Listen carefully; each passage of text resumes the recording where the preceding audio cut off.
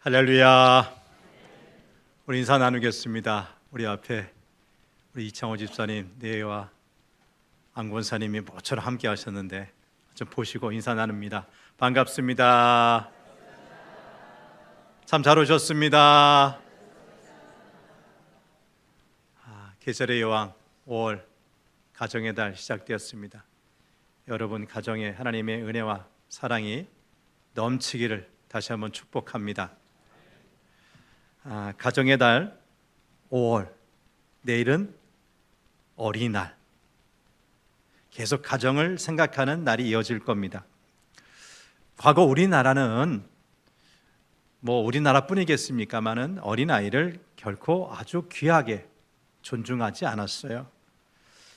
1920년 일제강점기 시절 우리나라엔 어린이라는 단어가 없어서 어린 것, 이놈, 강단에서 좀 하기 뭐하지만 이 새끼라고 불렀습니다.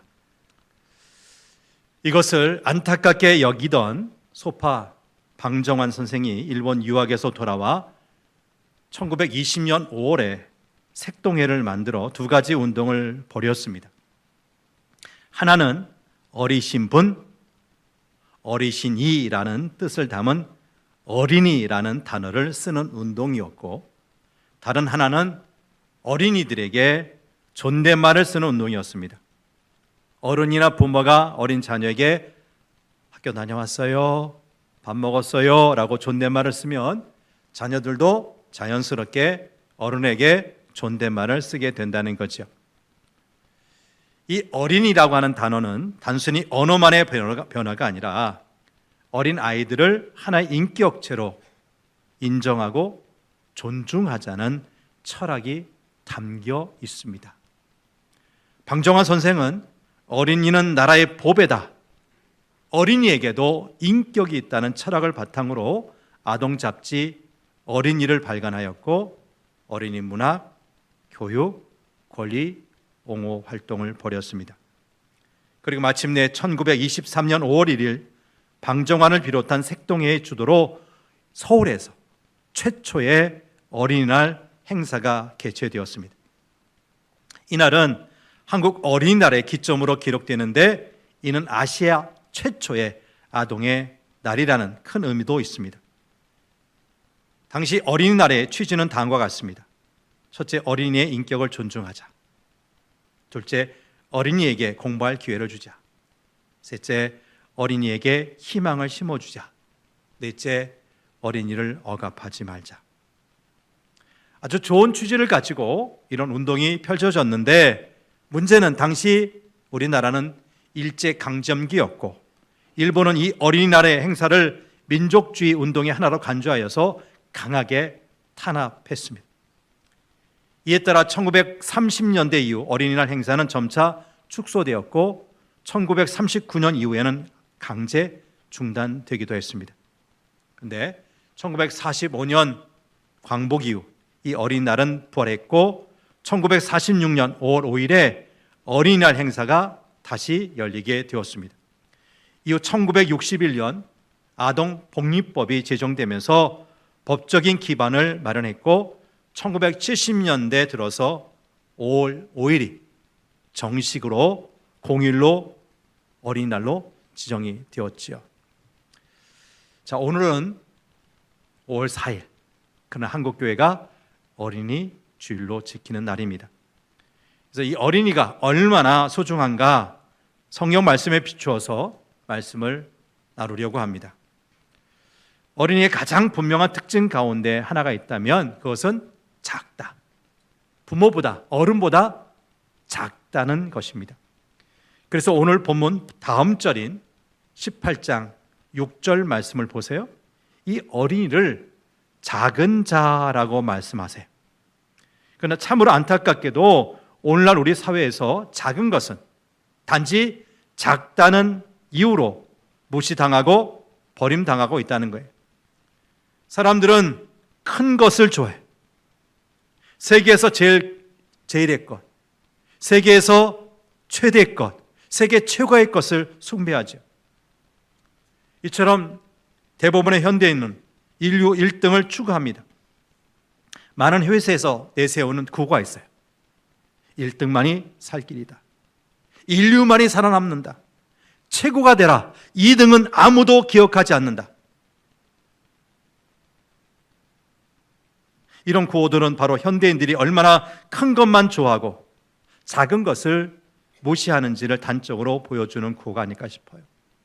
물론 이런 구호들은 오늘날의 세계적인 무한 경쟁 사회에서 더 없는 매력과 설득력이 있어요. 더 잘해보자는 격려와 같기도 합니다. 더 이상 남에게 설득당하지 말고 이제 우리도 남부럽지 않게 잘 살아보자라는 채찍의 소리 같아 보이기도 합니다. 곰곰이 생각해 보면 이런 인류주의, 물량주의, 팽창주의는 바로 우리 현대인을 불행으로 몰아넣는 주범인 것을 알 수가 있어요. 만일 1등만이 살 자격이 있다고 한다면 나머지는 다 죽어도 좋다는 말입니까? 오직 1등만이 살 길이다 같은 구호 때문에 오늘 얼마나 많은 학생들이 입시 지옥의 구렁텅이에 빠지고 자살하기까지 합니까? 얼마나 많은 작은 기업들이 대기업의 횡포 아래서 무시당하고 도산을 당합니까? 만약 인류만이 제일이라고 한다면 2류, 3류는 열등하고 그래서 이 사회에서 필요가 없다는 것입니까? 이런 구호 때문에 오늘날 모든 분야에서 인류가 된 한 사람 혹은 소수의 사람을 제외하고 얼마나 많은 사람들이 스스로 불행하다고 느끼고 살고 있는지 모릅니다. 얼마나 많은 2류와 3류들이 자신만이 갖고 있는 아주 고유한 가치를 버리고 그저 1등의 뒤를 쫓다가 좌절에 빠지고 있는지 모릅니다. 여러분, 만약 큰 것, 제일 큰 것만이 최고라고 한다면 작은 것은 다 쓸모도 가치도 없다는 말입니까? 최고가 되라. 2등은 아무도 기억하지 않는다. 이런 구호 때문에 오늘날 얼마나 많은 작은 것들이 버림을 받고 있는지 모릅니다. 보건복지부가 발표한 2022년 보호대상 아동 현황에 따르면 지난 2020년 한 해 동안 학대와 부모 이혼 등의 이유로 보호조치 대상이 된 아동이 모두 2289명에 이르는 것으로 조사됐어요. 아동복지법상의 보호대상 아동은 보호자가 없거나 부모가 없는 거죠. 보호자로부터 이탈된 아동 또는 보호자가 아동을 학대하는 등 보호자가 아동을 양육하기에 적당하지 않거나 양육할 능력이 없는 경우에 아동을 말합니다. 이런 보호대상 아동의 발생 원인을 따져보니까 학대, 부모가 자녀를 잘 사랑으로 보는 게 아니라 학대하는 그런 경우 그것이 1103명으로 가장 많았고요. 부모 이혼, 미혼 부모, 혼외자, 부모가 사망한 경우, 부모가 빈곤하고 실직한 경우, 부모가 교정시설 그러니까 교도소나 감옥에 입소한 경우가 뒤를 잇고 있었어요.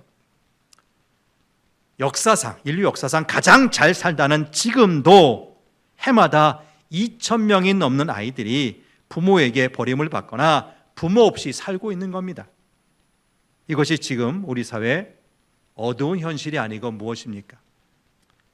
이제 오늘 본문 말씀을 보겠습니다. 예수님께서 공생애를 시작하시고 제자들을 부르신 다음에 그들과 함께 천국 복음을 전파하신 것이 이제 3년이 다 되어 갑니다. 베드로로부터 주는 그리스도시요 살아계신 하나님의 아들이십니다 라는 고백을 끌어내기도 하셨습니다. 제자들은 이제 졸업해도 될 만큼 많이 배웠다는 뜻입니다. 오늘 본문 바로 앞인 17장 말씀 보면 예수님은 베드로와 야고보 그리고 요한과 함께 높은 산에 올라가셔서 그들 앞에서 그 얼굴이 해같이 빛나며 그 옷이 빛과 같이 휘어졌다는 아주 놀랍게 변화된 모습을 보여주기까지 하셨습니다. 그동안 꼭꼭 숨겨두고 감추어두었던 예수님 자신의 모습을 이렇게 보여주신 것입니다. 그리고 예루살렘을 향해 가십니다. 예루살렘은 그야말로 왕의 도시입니다. 예수님께서 이 예루살렘에 들어가신다는 것은 메시아로서 이제는 자신의 나라를 세우신다는 것으로 이해되었습니다.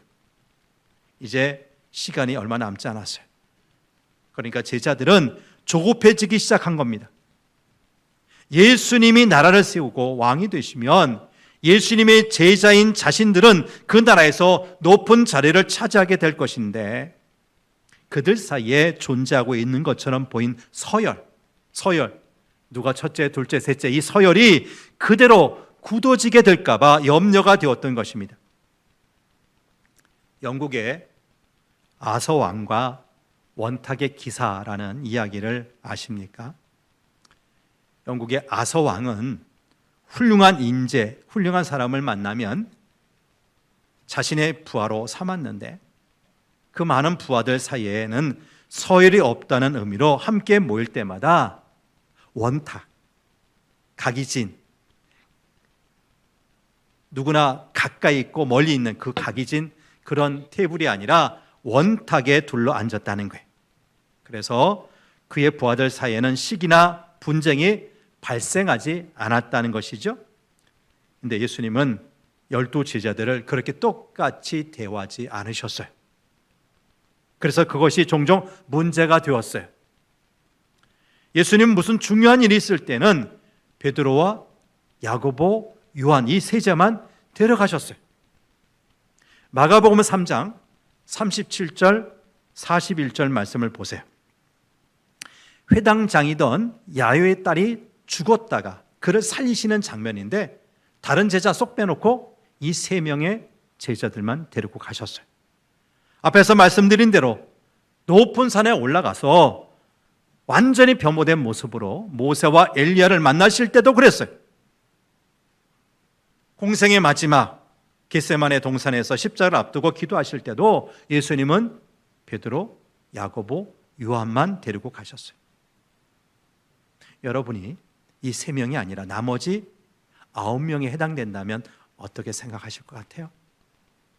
기분이 좋을까요? 나쁠까요? 나 예수 제자 맞아? 난 뭐야? 그런 생각 들지 않겠냐고요.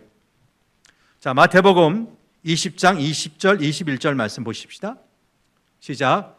세베대 아들의 어머니가 그 아들들을 데리고 예수께 와서 이르되, 나 이 2 아들을 주의 나라에서 하나는 주의 우편에 하나는 주의 좌편에 앉게 명하소서. 이 세베대의 아들들이 누굴까요? 야고보와 요한이에요. 예수님이 베드로와 함께 늘 데리고 다녔던 야고보와 요한의 어머니가 예수님께 와서 주의 나라가 임하시면 하나는 우편에 하나는 좌편에 앉게 명하시옵소서. 여러분, 이 야고보와 요한의 어머니는 따지고 보면 우리 예수님의 이모뻘입니다. 지금으로 말하면 가까운 친인척을 통한 로비까지 있었던 거예요. 이렇게 되면 다른 제자들은 분해서 씩씩거리지 않을 수가 없었을 겁니다. 그래서 그들은 자기들끼리 있을 때 누가 높은 자리를 차지하게 될 것인지 두고 싸우는 거예요. 그런데 오늘 본문 직전에 나오는 마태복음 17장 27절 말씀 볼까요? 오늘 보면 바로 앞절입니다. 시작. 내가 바다에 가서 낚시를 던져 먼저 오르는 고기를 가져 입을 벌려 돈 한 세겔을 얻을 것이니 가져다가 나와 너를 위하여 주라. 예수님께서 베드로에게 하신 말씀인데, 낚시에서 첫 번째 물고기가 잡히면 그 입에서 뭐가 나온다? 한 세겔의 돈이 나온다. 그러면 그 한 세겔 가지고 나와 너를 위해서 성전세를 내라는 거예요. 여러분, 아니 성전세 낼 것이라면 왜 베드로뿐이겠어요? 나머지 제자들은요? 다 책임져 주셔야 되잖아요. 그런데 예수님은 자신과 베드로만 챙기셨어요. 여러분, 남은 제자들이 어떻게 생각했을까요? 안 되겠다. 이제 참고 참았는데 예수님께 한번 직접 따지자. 그래서 제자들이 예수님께 와서 물었던 것 같아요. 그것이 오늘 본문 1절 하반절입니다. 천국에서는 누가 큽니까? 지금까지 가만 보니까 예수님은 베드로만 챙기고 거기다가 야고보, 요한만 데리고 다니셨는데 천국에 가면 도대체 누가 큽니까? 이 제자들의 질문이 천국에 합당한 자의 자질을 묻는 것인지 아니면 자기들의 서열이 어떻게 될 것인지를 묻는 것인지 분명하지는 않습니다. 그러나 그때까지도 예수님이 말씀하신 천국의 개념을 정확하게 파악하지 못한 제자들의 상태로 미뤄볼 때에 아무래도 자기들의 서열을 염두에 두고 하는 질문이었을 가능성이 큽니다. 이어지는 예수님의 대답도 그런 제자들의 속마음을 꿰뚫어 보시고 하시는 말씀과 같습니다. 이제 2절에서 4절 말씀을 보시죠. 시작. 예수께서 한 어린아이를 불러 그들 가운데에 세우고 이르시되 진실로 너희에게 이르노니 너희가 돌이켜 어린아이들과 같이 되지 아니하면 결단코 천국에 들어가지 못하리라. 그러므로 누구든지 이 어린아이와 같이 자기를 낮추는 사람이 천국에서 큰 자니라. 제자들 주변에 있었던 한 어린아이를 불러 그들 가운데 세우시고 이 어린아이들과 같이 되지 아니하면 천국에 들어갈 수 없다고 하시고 또 어린아이와 같이 자기를 낮추는 사람이 천국에서는 큰 자가 된다고 하셨어요. 정작 제자들은 서로 자기를 높이려고 애를 쓰고 있었습니다. 그렇게 해서 천국에서 높은 자리를 차지하려고 했던 것입니다. 그런데 자기를 낮추는 자가 천국에서 큰 자라고 하시니 제자들의 얼굴이 어떻게 됐을 것 같아요? 빨갛게 홍당무가 되지 않았을까요? 우린 여기서 가치의 문제에 부딪히게 됩니다. 우리 사람들은 각각 자기가 중요하다 혹은 가치 있다고 생각하는 것을 추구하며 삽니다. 그런데 가치라는 것이 때로는 상대적이라는 거예요. 어떤 사람에게는 죽고 사는 문제가 될 만큼 가치 있는 일이지만 다른 사람에게는 그만한 가치가 되지 않을 수도 있어요. 히말라야 산맥 아시죠? 세계에서 제일 높다는 히말라야 산맥에는 8,000m 이상이 되는 아주 높은 봉우리가 14개가 있답니다. 이 14개의 봉우리를 모두 등반한 어몽길 대장과 박영석 대장을 아실 겁니다. 근데 이 두 사람 가운데 박영석 대장이 2011년 10월 18일 안나푸르나 봉을 등반하다가 실종돼서 죽은 거예요. 근데 왜 갔느냐? 진작에 갔었던 사람이 왜 또 갔느냐? 세계에서 한국인이 갈 수 있는 유일한 루트, 유일한 등산길을 개척하겠다고 그 길을 개척하러 등반하던 중에 실종되고 만 거예요. 그에게는 산을 오르고 그 산을 정복하는 것이 자신의 목숨을 걸고라도 추구해야 할 최고의 가치였던 것이죠. 그런데 저 같은 사람에게는 이렇게 산에 오르는 것이 제 목숨을 걸 만한 가치가 있을까요? 저는 그렇게 생각 안 하거든요. 그렇게 가치 있다고 여기지 않거든요. 한 사회나 집단에서는 매우 큰 가치가 다른 사회에서는 겉들도 보지도 않는 가치 없는 것이 되기도 해요. 25년 전 이야기예요. 제가 한국에 있을 때 목사가 된 다음에는 평소에 어딜 가도 옷을 좀 신경 쓸 수밖에 없었어요. 누가 보면 목사가 저렇게 복장하면 되나? 남의 시선이 자꾸만 신경 쓰였어요. 그러다가 캐나다에 몇 년 살다 보니까 잘 입고 다닐 필요가 없더라고요. 주일날 교회 다닐 때 외에는 학교 다니고 그냥 일상의 삶을 살 때는 누가 제 옷을 입는지 겉들도 보지 않아요. 그러니까 아주 청바지에 티셔츠에 그냥 마음껏 편하게 입고 다니죠. 그것이 습관이 되어서 지금도 저는 평일날 쉬는 날에는 아주 편한 옷을 입고 교회 와요. 더운 여름에는 반바지 입고 오고 싶은데 그것만은 못하지만 아무튼 청바지에다가 티셔츠에다가 어떤 편하게 산다는 말씀이에요. 여러분, 한 집단이 무엇을 중요하게 여기느냐에 따라서 거기에 속한 우리의 살아가는 모습이 달라진다는 이야기죠. 이처럼 우리는 이 세상과 천국 사이에서 가치의 변화를 경험합니다. 세상이 인정하고 추구하는 가치가 있어요. 사람들이 대체로 좋아하는 것, 가령 돈이나 권력 같은 것이 있어요. 당시 예수님의 제자들이 추구하던 높은 자리는 바로 세상에서 가치 있다고 생각되고 누구나 바라는 일이라고 할 수가 있습니다. 그런데 제자들은 천국을 바라보며 그 천국에 소망을 두고 사는 사람들이 아닙니까? 하지만 본문의 제자들은 천국에서도 여전히 세상의 가치가 통할 것으로 생각했어요. 그래서 예수님께 천국에서 도대체 누가 큽니까? 누가 높은 자리를 차지할 수 있습니까? 물었던 겁니다. 그런데 예수님의 대답은 그런 생각, 그런 가치관을 송두리째 뒤집어 엎는 말씀이었어요. 4절 말씀 다시 보지요. 이 어린아이와 같이 자기를 낮추는 사람이 천국에서 큰 자다. 누가 천국에서 크다고요? 어린아이 같이 자기를 낮추는 사람이. 천국에서는 높은 자리를 차지하는 것이 중요한 가치가 아니라는 것입니다. 세상의 가치와 천국의 가치가 이렇게 다릅니다. 그러면 편리하게 생각해서 이 세상에서는 세상의 가치를 따라서 높은 자리를 추구하며 살다가 천국에 가면 천국의 가치를 따라 자기를 낮추면 되겠구나, 이렇게 생각하시는 분이 계실까요? 예수님이 그 말씀을 하시기 전에 뭐라고 하셨는지 볼까요? 자, 3절 하반절입니다. 3절 하반절 시작. 너희가 돌이켜 어린아이들과 같이 되지 아니하면 결단코 천국에 들어가지 못하리라.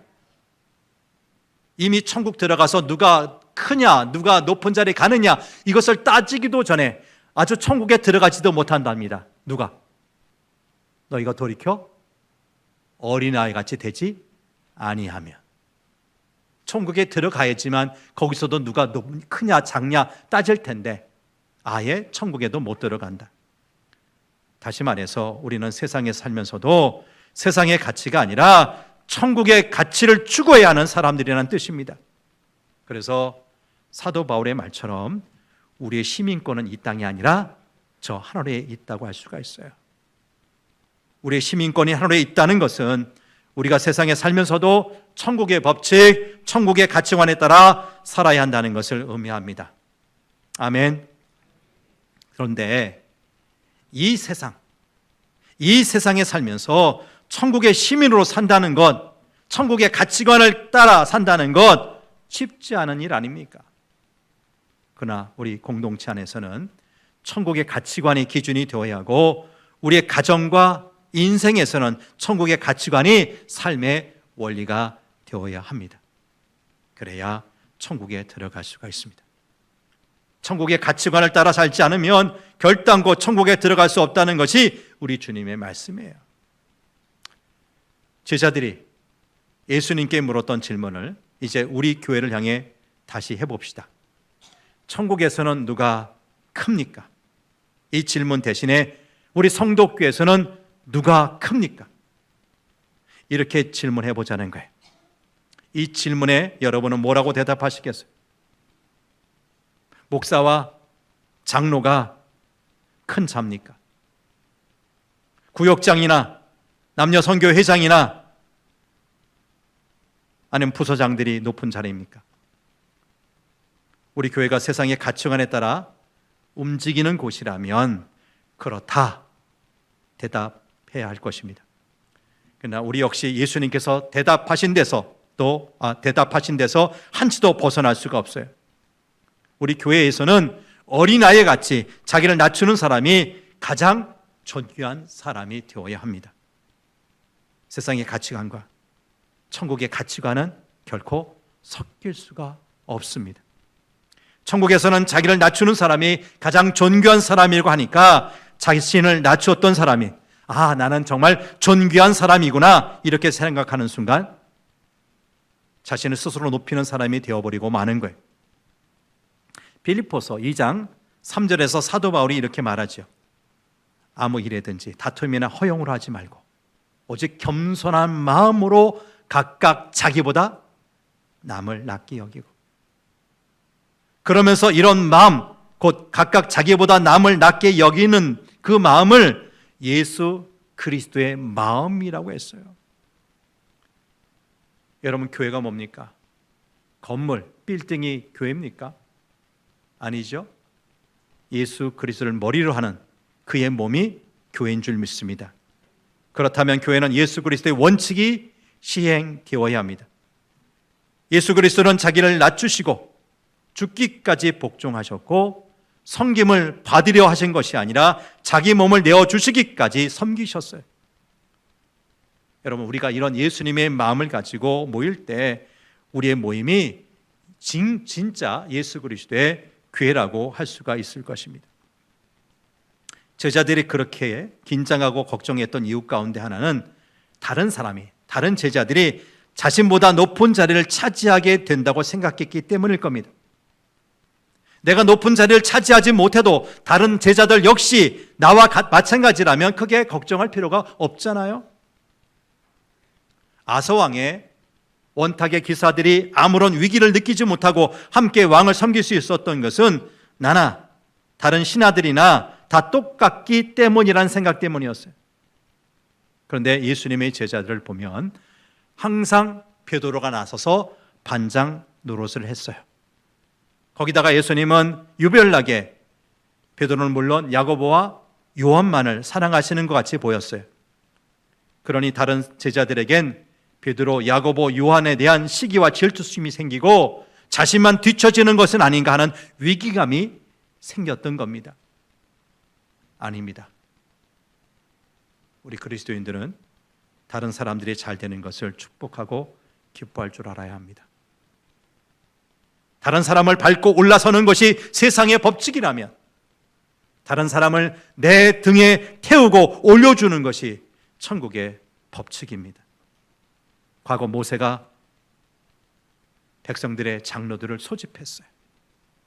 70명이 모였는데 여호와의 신, 성령이 그 장로들에게 임하셔서 그들이 하나같이 예언을 하는 거예요. 근데 70명 가운데 2사람이 참여 안 했어요.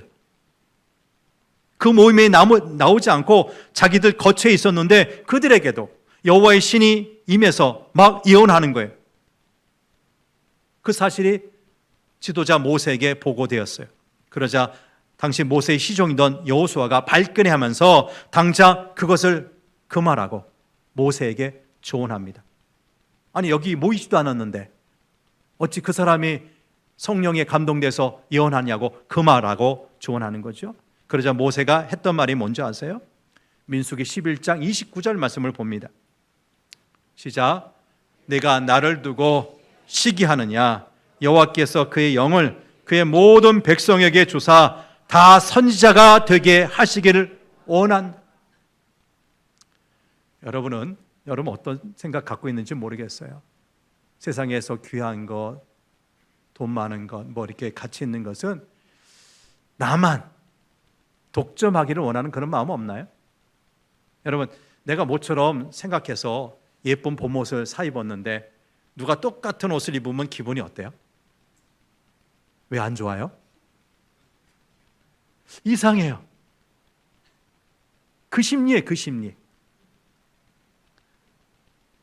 모세는 달랐어요. 아니라고.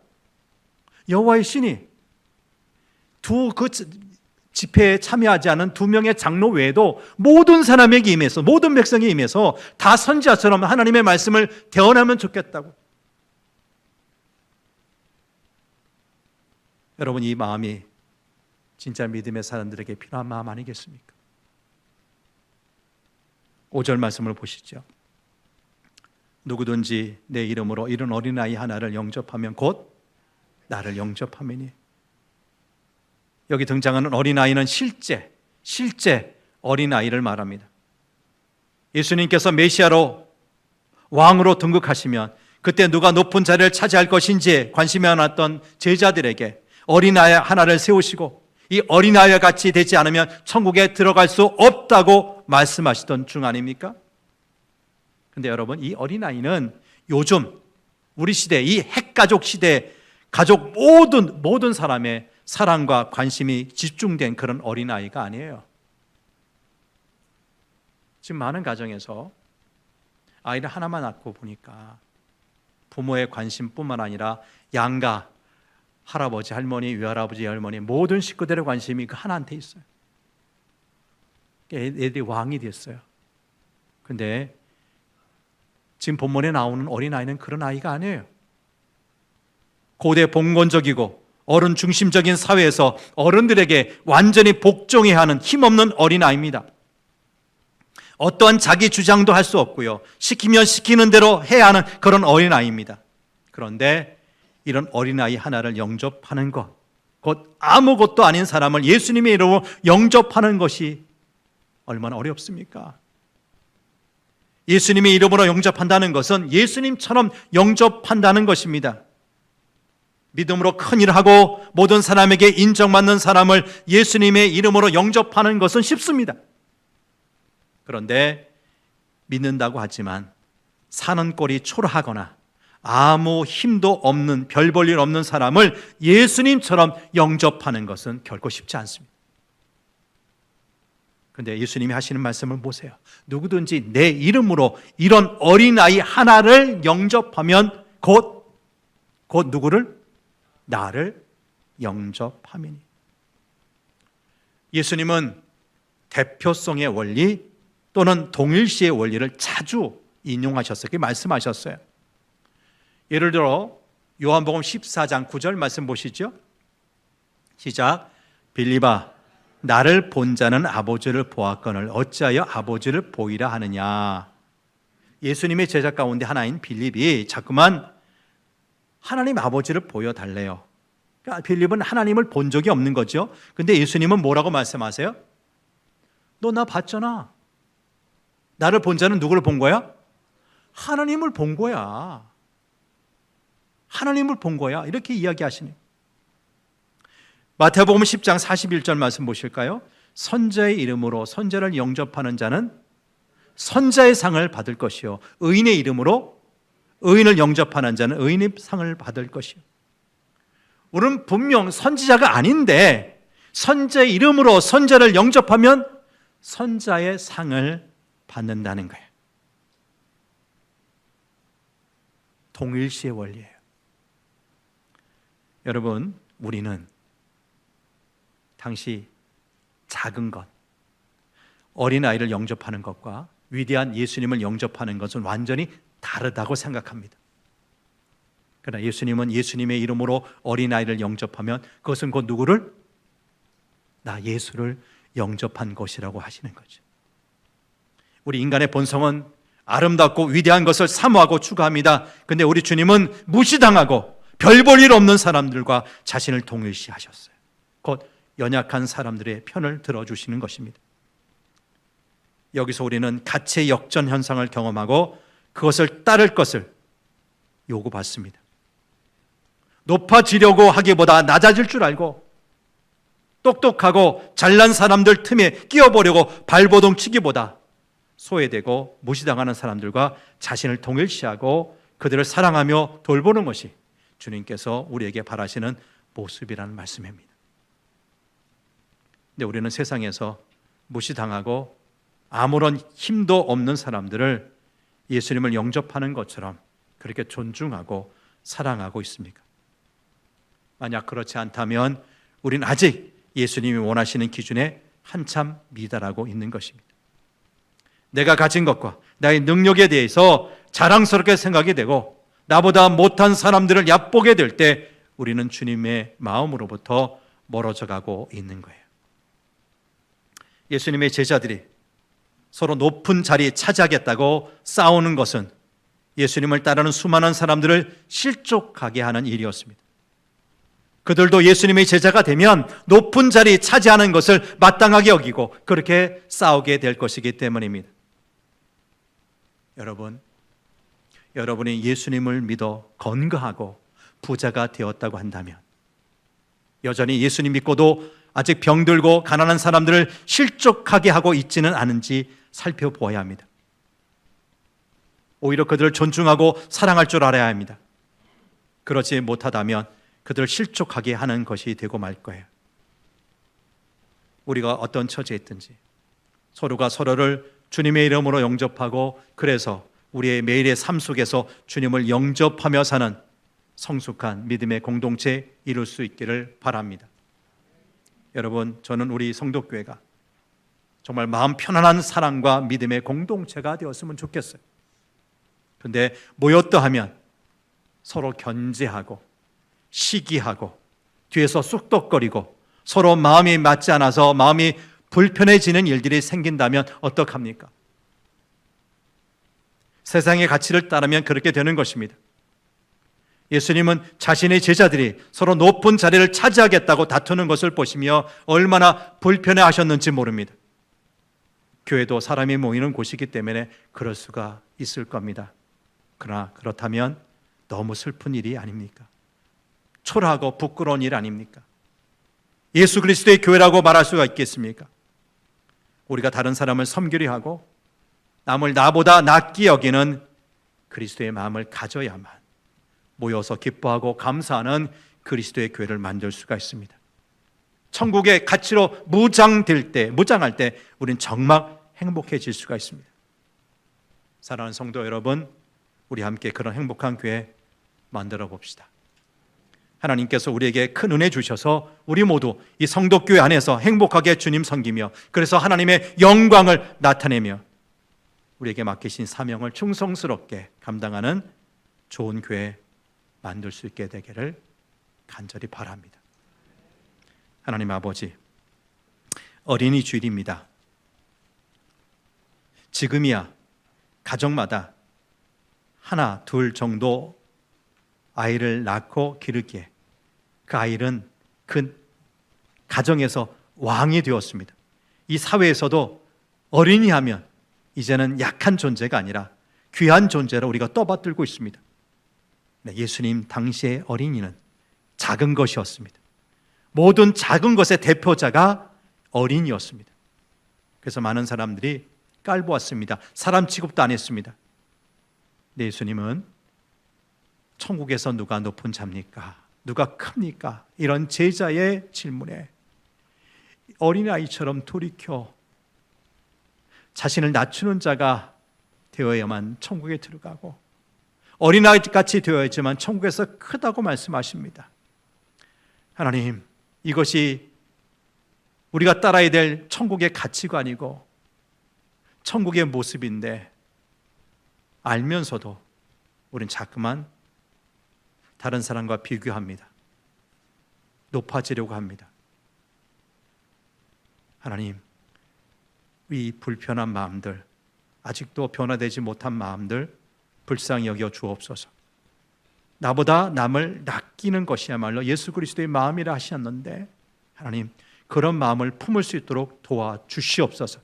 그래서 성도교회에 속해 있는 모든 권속들이 이곳에서 참된 천국의 그 모습을 미리 맛보며 살게 하옵소서. 우리 가정에서도 가장 약한 자가 존중되기를 원합니다. 우리 사회에서도 많이 배우지 못하고 많이 갖지 못한 자들이 오히려 사람 대접받는 역사가 나타나게 되기를 원합니다.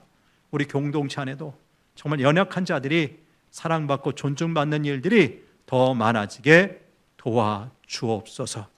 그런 귀한 공동체로 우리를 부르신 우리 구주 예수님 이름으로 기도합니다.